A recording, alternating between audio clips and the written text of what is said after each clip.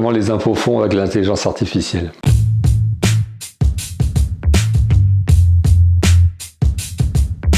Alors oui, les impôts utilisent l'intelligence artificielle et c'est quand même quelque chose qui peut paraître étonnant, mais c'est utilisé de manière assez massive et c'est utilisé de manière assez courante depuis quelques années. Et du coup, la Cour des comptes s'est penchée sur ça.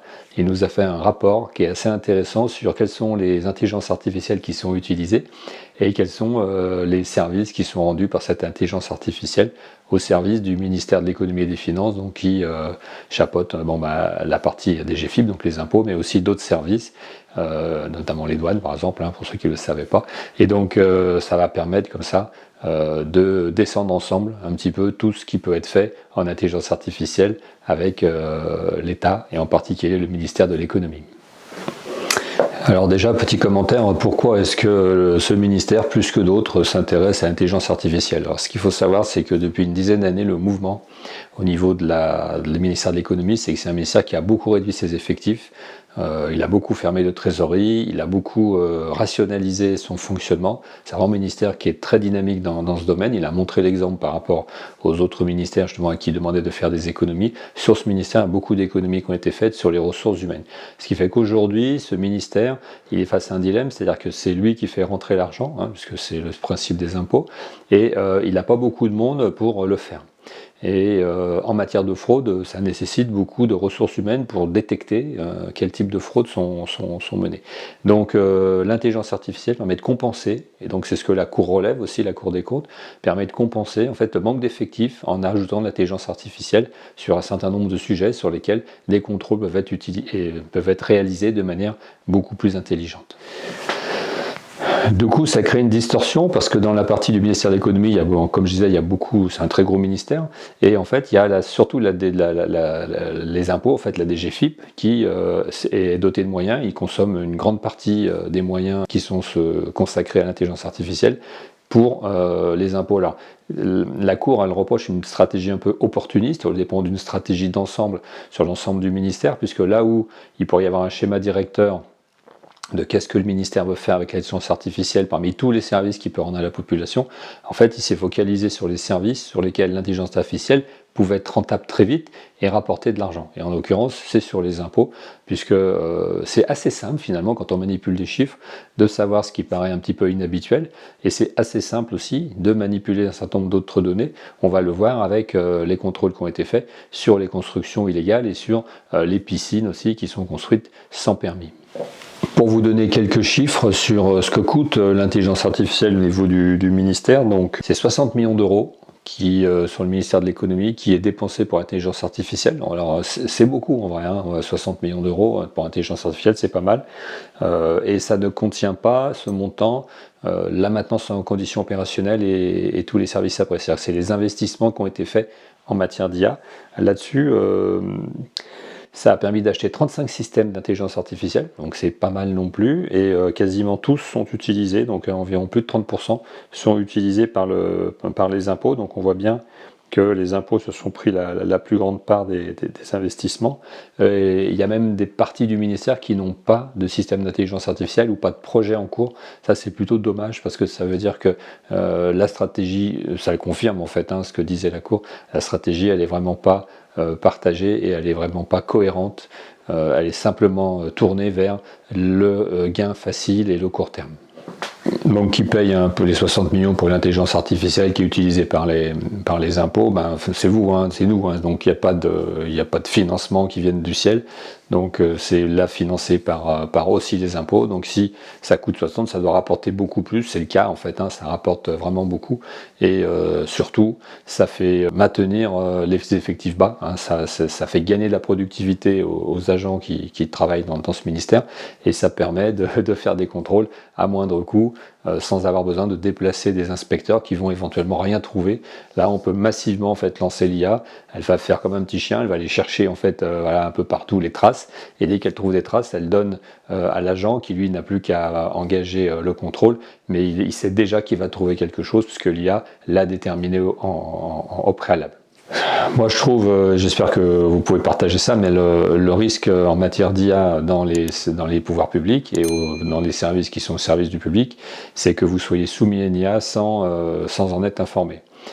Qu'est-ce que je veux dire par là? C'est-à-dire que vous posez une question, vous écrivez, on vous répond, vous ne savez pas si c'est vraiment quelqu'un qui a étudié votre dossier, donc c'est jamais signalé si c'est une IA, si c'est pas une IA. On va voir tout à l'heure qu'il y en a, des IA qui font ça. Vous êtes contrôlé, vous voulez savoir comment ça s'est passé. En fait, on va pas vous dire c'est une machine qui a détecté que vous aviez éventuellement lancé une technique de fraude. Et donc le reproche que l'on peut faire, c'est qu'on est soumis à des IA qui ne sont pas humaines, c'est le principe, et on n'est pas informé de la manière dont elles sont mises en œuvre, de la manière dont elles fonctionnent, des algorithmes qui sont utilisés, puisque souvent c'est même pas des produits open source, donc même la DGFiP ne le sait pas. Et à partir de là, il y a quand même, au niveau de la responsabilité de l'État vis-à-vis des citoyens, il y a quand même un manque d'information. Quelques exemples d'IA qui sont significatifs qui ont été relevés dans le rapport. Donc il y a une IA qui s'appelle Claudia, donc qui a été développée par l'AIFE, donc c'est la DSI un peu de l'État. Et donc c'est un robot conversationnel qui permet de poser des questions sur un des services de l'État qui s'appelle Chorus. Alors Chorus, nous les particuliers on ne l'utilise pas, c'est utilisé par les entreprises et les collectivités. Il faut savoir qu'aujourd'hui quand vous travaillez avec une collectivité, vous ne pouvez plus lui apporter ou lui envoyer une facture en direct. Il faut la déposer sur Chorus, qui est un service de gestion des factures. Chorus va directement l'amener dans la collectivité pour que la collectivité puisse vous payer via Chorus et vous serez payé par la trésorerie via le système justement Chorus.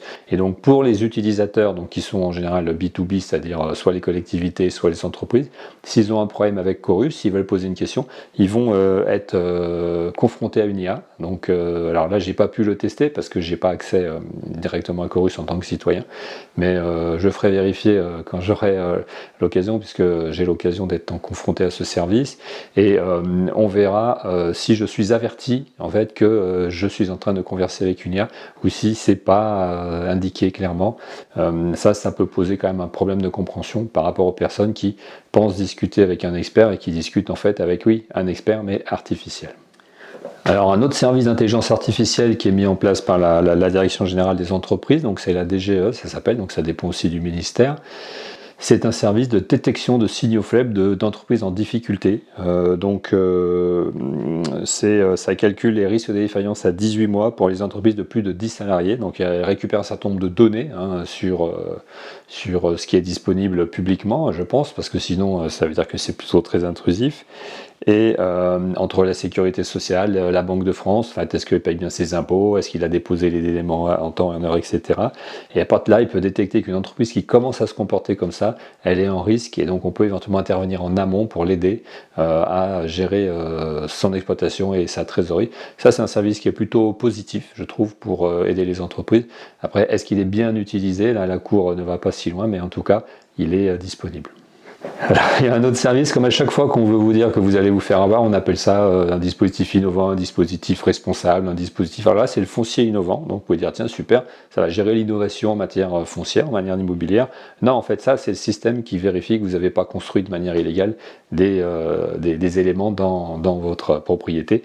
Et donc, c'est avec ça, et avec l'aide de l'IGN, que la DGFiP peut déterminer que vous avez construit une piscine sans autorisation, que vous avez une cabane de jardin, que vous avez fait des extensions par rapport au cadastre et par rapport au plan que vous avez déposé.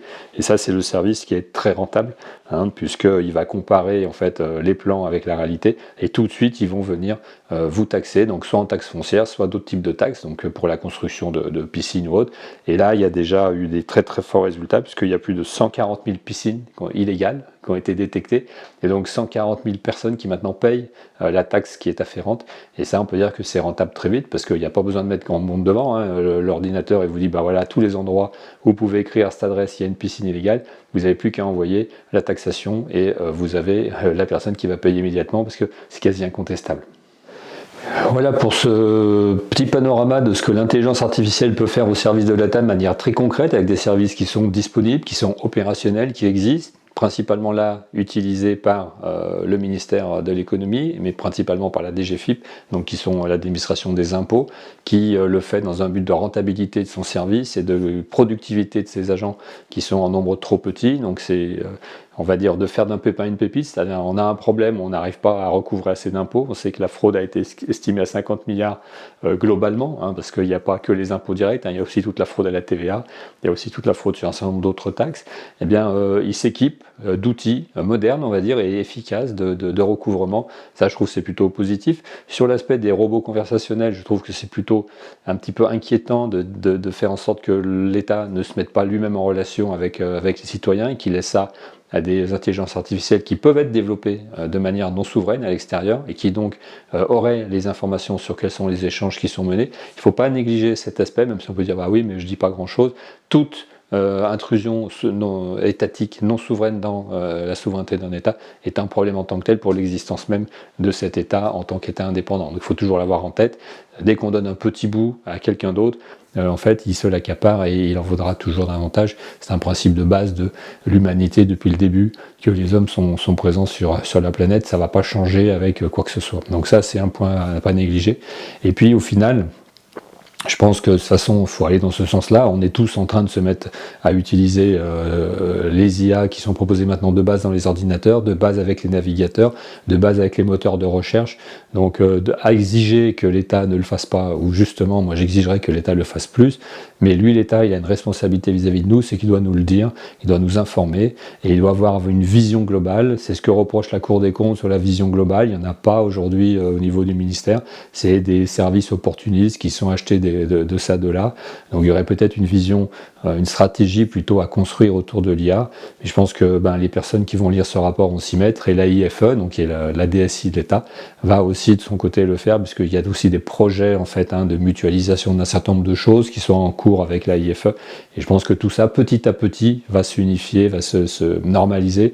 C'est vrai qu'aujourd'hui, on est un peu dans le monde de la nouvelle frontière, du Far West, comme on dit, c'est-à-dire l'IA, il y a plein de projets qui se montent, il y a plein d'IA qui existent. Petit à petit, il y a quelques leaders qui vont s'imposer. J'espère qu'il y aura une IA bien sûr souveraine en Europe et en France, peut-être avec Mistral, peut-être avec autres, qui va devenir en fait la référence. Mais en tout cas, pour le moment, je pense qu'il faut y aller et il faut aller de l'avant.